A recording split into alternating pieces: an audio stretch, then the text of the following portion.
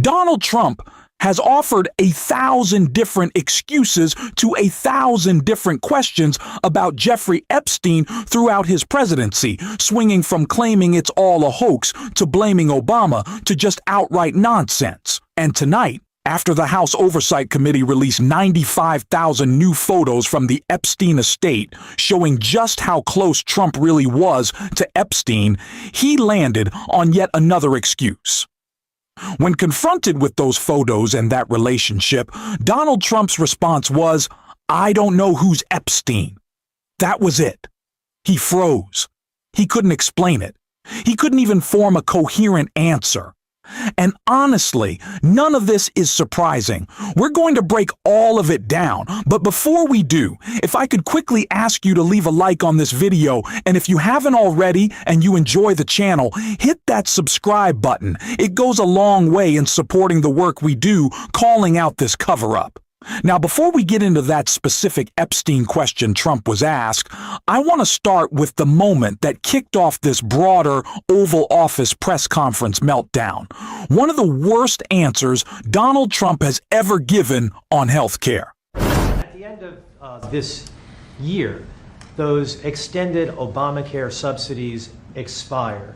What's your message to those 24 million Americans who will see their insurance premiums go up? Don't make it sound so bad, because, obviously you're a sycophant for Democrats. You're obviously a provider of bad news for Republicans. Let me just say something. The Republicans, I think I can speak for Tom and most other people. I think what most Republicans want to see is what I want to see. And I leave it to them, and hopefully they're going to put great legislation on this desk right here. He has somehow, some way managed to land on an answer that's even worse than 2 weeks away. Instead of addressing the reality that 24 million Americans are about to lose their health care, he framed himself as the victim. The subtext was basically, "Oh my God, I have to answer this question. How hard is that?" And I'm sorry, but answering a tough question is a lot easier than actually losing your health care. But Donald Trump never sees it that way. With him, it's always the same routine. He's the victim. It's always about how hard things are for him. Poor Donald. Life is just so unfair. And what makes it even more absurd is that the very next question he was asked led to another swearing, unhinged response. This time, him literally complaining about people complaining. Go ahead and take a look.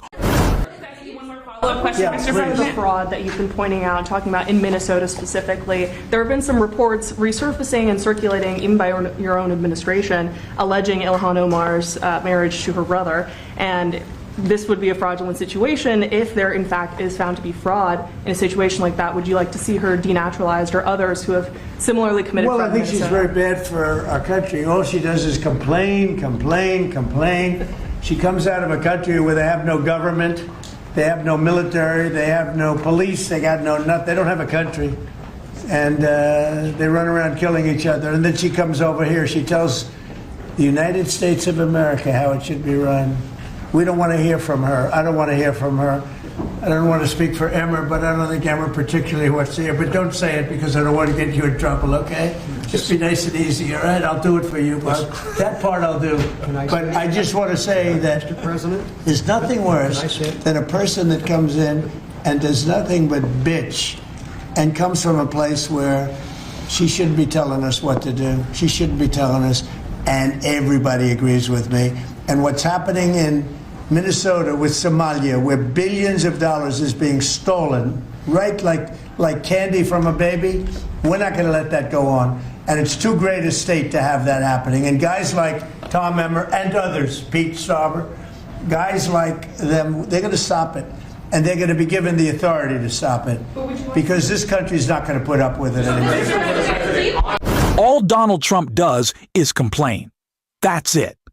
His entire routine is whining while accusing everyone else of whining. He ran a whole presidential campaign built on saying America wasn't great anymore, that everyone was out to get him, that he was being politically persecuted, constant woe is me, boo-hoo nonsense. And now he wants to claim that Ilhan Omar is the one complaining? It's absurd. Donald Trump cannot stop casting himself as the victim in every situation he finds himself in. And honestly, it's the one thing he's mastered over the course of his entire life. That victimhood is how he has tried, and unfortunately, in this country often succeeded, in avoiding accountability.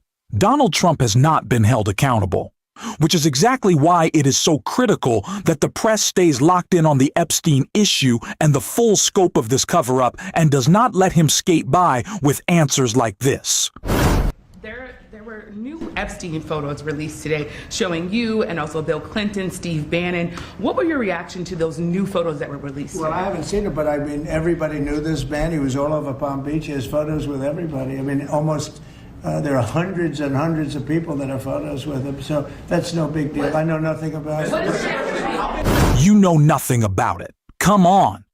You were literally in the photos. There were Trump-branded condoms with descriptions so over the top they were honestly one of the most disturbing details in the entire release. Because there's absolutely no way that's real. There was even a pumpkin made in your likeness. And you're going to stand there and say you don't know anything. What are you talking about? The whole routine of, oh, you bump into a lot of people, you meet a lot of people, just doesn't hold up here. We've all heard what Howard Nutlick, as it's been said, called Epstein, the greatest blackmailer he had ever seen. So which is it, Donald? Did you just casually cross paths with Epstein at a dinner once or twice? Or were you at parties where crimes were being committed and Epstein had photos, not just of you, but of others as well? Michael Wolff has talked about photos involving young girls that Donald Trump very clearly does not want to answer for. And according to Howard Lutnick, those kinds of photos make for very effective blackmail. So yeah, Donald, it seems pretty clear you know a lot more about Jeffrey Epstein than you're pretending. This whole, I haven't seen it, I don't know, why are you asking me? Routine. It's the Mike Johnson playbook all over again. The White House press corps needs to keep pressing him on this and keep pressing through all the attempts to shift attention elsewhere. And I don't even want to call it a distraction, because what he's doing in places like Venezuela is criminal on its own. But it's also obviously meant to pull focus. That's why this answer wasn't surprising, but it was still deeply disturbing. You talked about land strikes happening soon. Is there anything at this point that can prevent that? And is the objective, if you make that decision, Well, I don't want to say that, but it's not only land strikes on Venezuela. It's land strikes on horrible people that are bringing in drugs and killing our people. You know, if we were in a war and we lost 300,000 people in a year, because that's what the real number is. It's not 100. You know, you keep hearing 100. And it's a lot worse than that, because the families are devastated when they lose their child. If we were in a war and we lost 200,000 or 300,000, but I think it's more than 300,000, and that's a war that's like a war that would be unparalleled. Nobody's ever seen anything like that, and that's what's happening. So it doesn't necessarily have to be in Venezuela. It's people that are bringing in drugs to our country are targets. Yeah, he's just going to keep getting people killed.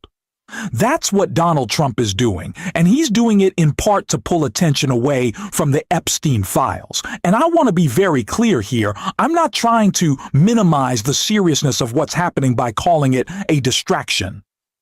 I hope everyone understands that. What this really is Donald Trump trying to deflect blame and, at the same time, fire up and reunite the MAGA base around him. But it's not working. It's failing because he's breaking the law, and this time he's doing it in a way that even some Republicans are finding hard to excuse, which is honestly shocking, considering they elected a convicted felon. Still, this has created real fractures within MAGA. And Lawrence O'Donnell broke down exactly why that's happening and why it matters. And I think it's important that we pay attention to that. At the core of Bradley's defense of the second strike, according to several people familiar with his conversations on Capitol Hill, was his assertion that the attack was not directed at the two survivors, but at the boat wreckage and any cocaine it may have sheltered. The admiral also theorized, multiple people said, that the two survivors could have drifted to shore or found a way to sail the wreckage to their intended rendezvous point. If Admiral Bradley ever says that in public testimony, there isn't a boat owner in America who is going to be able to believe him. Sail the wreckage to their intended rendezvous point. That would have been absolutely impossible. Disabled boats with no power or sails and no ability to move cannot ever be sailed to any intended rendezvous point. And according to some witnesses, what we're talking about was a hunk of fiberglass about the size of a dining room table. Senator Mark Warner told us on this program last week that he believes the two men were incapacitated when they were clinging to that wreckage. Even if they were the world's strongest swimmers, there is nothing they could have done on the open sea to control where that dining room table was going to float. Mother Nature was completely in charge of where that stuff was going. It was up to the current, the tide, and the wind. The Post reports when the U.S. aircraft providing the live video feed scanned the surrounding area, it did not find another vessel coming to the boat's aid. But today, Republican Speaker of the House Mike Johnson said something publicly that no one else who has seen the video or been briefed by Admiral Bradley has said. We have exquisite intelligence about all of this. There was another vessel in close proximity that was headed their direction. They seemed to be waving their arms at some point to indicate that that vessel that was off outside of the video that we have was headed that way, and so that they could continue their mission. Is that Admiral Bradley possibly changing his story when he met with Mike Johnson today? It would be impossible for any other boat to be in the region without the American military identifying. It would be impossible for there to have been another boat in the area that was not captured in the electronic scans of the area that are in the possession of Pete Hegseth's Defense Department. This moment demands real accountability. We can't just move past it. Signalgate alone shows how fast scandals sweep through this administration and how Donald Trump's so-called loyalty to his cabinet is always self-serving. Everything is falling apart, but we can't ignore this or any scandal. People must be held accountable, and we'll keep calling it out on this show every day. To support that, hit subscribe, leave a like, and drop a blue heart in the comments. And until next time, I will see you soon.